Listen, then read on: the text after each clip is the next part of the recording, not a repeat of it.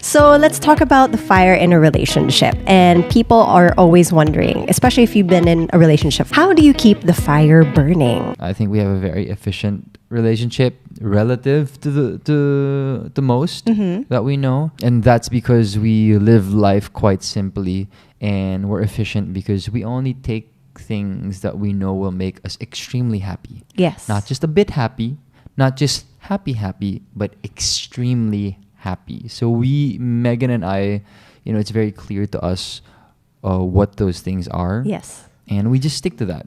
I'm very confident, honestly, in the both of us that we work hard for our relationship. We've talked about how we prioritize what we want and how we save up for that. But yeah, one technique that we did was the travel fund. So we create funds for things that we want. Just to make it easier on us, we have a travel fund that we put money into every month.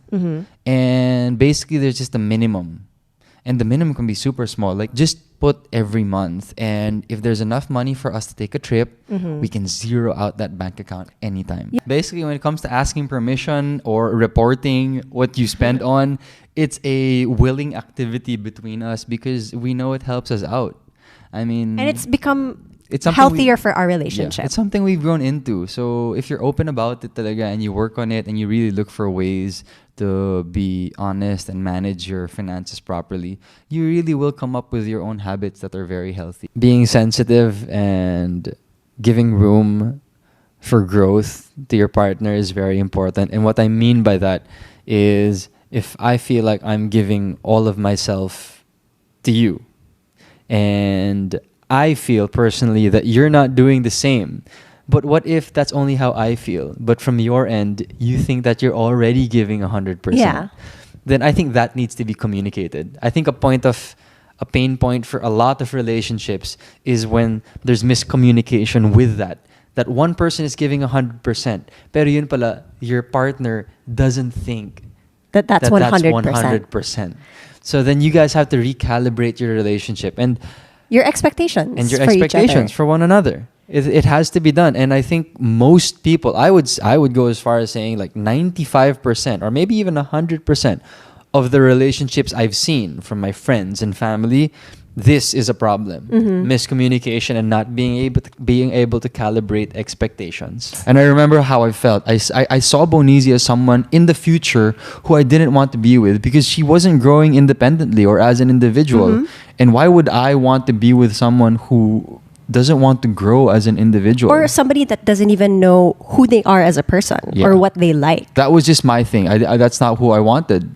And that's not the relationship I wanted to be in. Eventually, we got over this patch. Like, we talked about it. So I had to adjust big time. And I had to make a conscious effort to not make Mikael my world. And if I wanted to do something, even though Mikael didn't want to do it, I just had to go ahead and go for it. Yeah, I guess if I were to summarize what you were saying and kind of like in a relationship, I feel like there are three entities. So there's two individuals, that's you and me, and then the relationship. I see those things as three separate entities that you have to take care of. And any time that you lose sight of taking care of any one of those entities, then you kind of ruin the balance. Yeah. What happened with us was that you were putting all your energy towards just the relationship entity.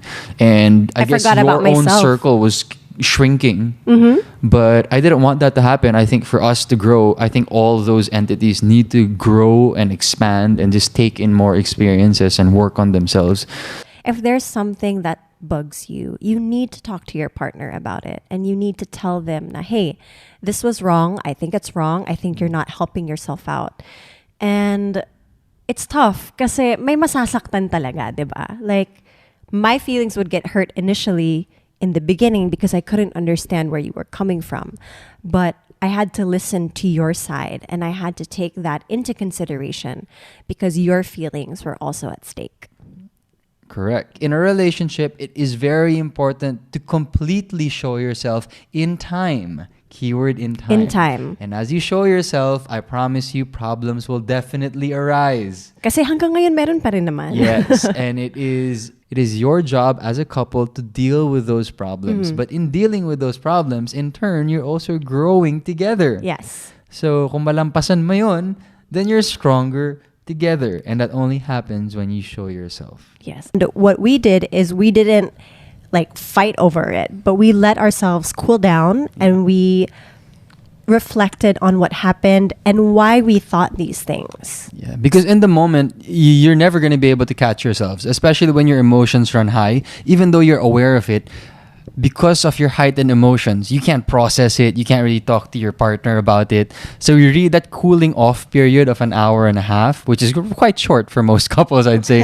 That was very important. To summarize the issue that we both had, I think the most important tool that we had in our relationship was being able to settle down quickly and talk about it. During our lowest of lows, I think being able to converse and persevere through frustrations, that was our way of keeping the fire burning. I do not think that it is necessary that you share how much you earn with your partner, but there is a humongous but. But I think that you and your partner need to get to a level of openness and honesty where it doesn't matter If you know Yeah. how much they earn.